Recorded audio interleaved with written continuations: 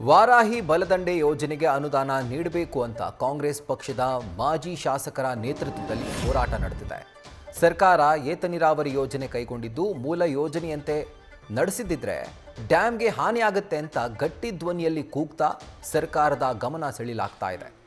5 ದಶಕ ಕಳೆದರೂ ಪೂರ್ಣಗೊಳ್ಳದ ವಾರಾಹಿ ಯೋಜನೆ ಆದಷ್ಟು ಬೇಗ ಮುಗಿಸಬೇಕು ಅಂತ ಮಾಜಿ ಶಾಸಕ ಗೋಪಾಲ್ ಪೂಜಾರಿ ಒತ್ತಾಯಿಸಿದ್ದಾರೆ.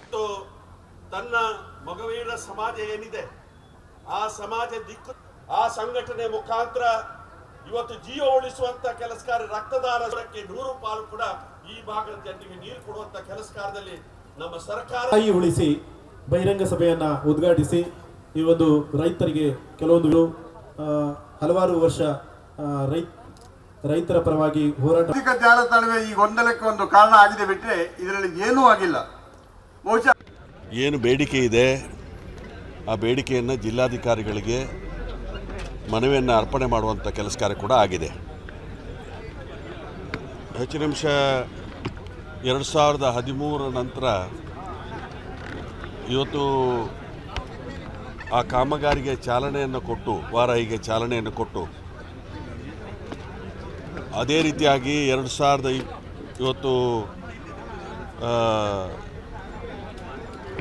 ಆ ಸಂದರ್ಭದಲ್ಲಿ 1ನೇ ಹಂತದ ಯೋಜನೆಯನ್ನು ಪೂರ್ತಿ ಮಾಡುವಂಥ ಕೆಲಸ ಕಾರ್ಯ ಮಾಡಿದ್ದೇವೆ.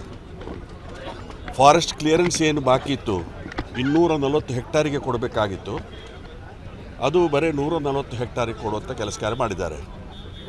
ಇವತ್ತು ವಾರಾಹಿಯ ನೀರನ್ನು ನಾವು ಕುಂದಾಪುರಕ್ಕೆ ಕೊಂಡೋಗಬೇಕು. ಎಡದಂಡೆಗೆ 1ನೇ ಹಂತದ ನೀರು ಕೊಟ್ಟಿದ್ದೇವೆ. ಬಲದಂಡರಿಗೆ ಮಾನ್ಯ ಮುಖ್ಯಮಂತ್ರಿಗಳು ಉದ್ಘಾಟನಾ ಸಂದರ್ಭದಲ್ಲಿ ಬಂದಂಥ ಸಮಯದಲ್ಲಿ ಇಲ್ಲಿ ಭರವಸೆಯನ್ನು ಕೊಟ್ಟು ಅದರ ಪ್ರಕಾರ ಗೋಪಾಲ್ ಪೂಜಾರಿ ಅವರು ಏನು ಸಬ್ಮಿಟ್ ಮಾಡಿದ್ದಾರೆ ಕ್ರಿಯಾ ಯೋಜನೆ ಅದರ ಪ್ರಕಾರ ಅನುದಾನ ಕೂಡ ಸ್ವಲ್ಪ ಮಟ್ಟಿಗೆ ಬಿಡುಗಡೆ ಆಗಿತ್ತು. ಆದರೆ ಹಿಂದೆ ಇರುವಂಥ ಸರ್ಕಾರ ಅದನ್ನು ಬದಲಾವಣೆ ಮಾಡಿ ಆ ಭಾಗದವರಿಗೆ ಇವತ್ತು ಒಂದು ರೀತಿಯಲ್ಲಿ ದ್ರೋಹ ಮಾಡುವಂಥ ಕೆಲಸ ಕಾರ್ಯ ಮಾಡಿದೆ. ಕ್ಷೇತ್ರದ ವಾರಾಹಿ ಉಳಿಸಿ ಎನ್ನುವ 2 ದಿನದ ಪಾದಯಾತ್ರೆ 25 ಕಿಲೋಮೀಟರ್ ನಡೆದಿದ್ದೇವೆ. ಇವತ್ತು ಸಮಾವೇಶ ನಡೆದಿದೆ. ಈ ಬಲದಂಡಿ ಯೋಜನೆಯನ್ನು ನಮ್ಮ ಸರ್ಕಾರ ಇದ್ದಾಗ ನಾನು ಎಸ್ಟಿಮೇಟ್ ಮಾಡಿಸಿದ್ದೇನೆ. 597 ಕೋಟಿ ಎಸ್ಟಿಮೇಟ್ ಆಗಿ ನಾವು ಉಪಮುಖ್ಯಮಂತ್ರಿಗಳಿಗೆ ಈ ಎಸ್ಟಿಮೇಟ್ ಕಾಪಿಯನ್ನು ಕೊಟ್ಟಿದ್ದೇವೆ.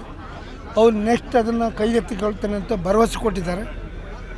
ನನಗೆ ನಂಬಿಕೆ ಇದೆ ಮುಖ್ಯಮಂತ್ರಿ ಮತ್ತು ಉಪಮುಖ್ಯಮಂತ್ರಿ ಬಗ್ಗೆ. ಇವಾಗಲೇ ಸದನದಲ್ಲಿ ಉತ್ತರ ಕೊಟ್ಟಿದ್ದಾರೆ.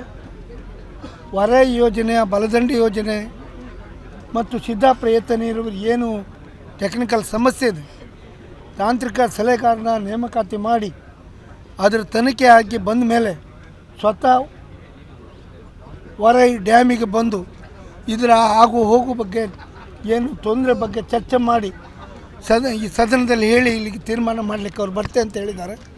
ನಮಗೆ ನಂಬಿಕೆ ಇದೆ ನಮ್ಮ ಉಪಮುಖ್ಯಮಂತ್ರಿ ಮೇಲೆ. ಮುಖ್ಯಮಂತ್ರಿ ಮೊನ್ನೆ ಕಾರ್ಕಳದಲ್ಲಿ ಮಾತಾಡಿದ್ದೇನೆ. ಈ ಪಾದಯಾತ್ರೆ ಆದ ಮೇಲೆ ನಾವು ನಿಯೋಗ ಕರ್ಕೊಂಡು ಬರ್ತೇವೆ ಸರ್, ತಾವು ನಮಗೆ ಸಹಾಯ ಮಾಡಬೇಕಂತ ಹೇಳಿದ್ದೇನೆ.